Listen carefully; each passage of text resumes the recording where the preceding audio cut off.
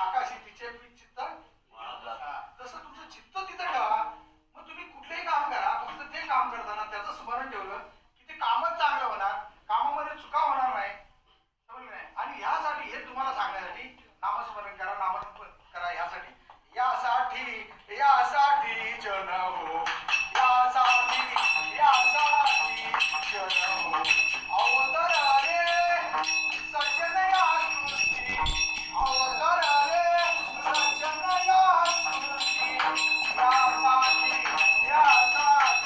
जन हो, यासाठी जन हो,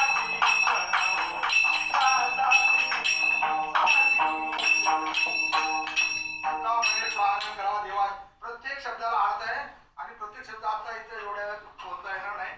तुका म्हणे प्राण देवाशी अर्पण म्हणजे भगवंताला जो त्याच्या देहा जो प्राण आहे, जो जीव आहे, तो जीव आणि तो एकच आहे, परंतु आपल्याला कळत नाही.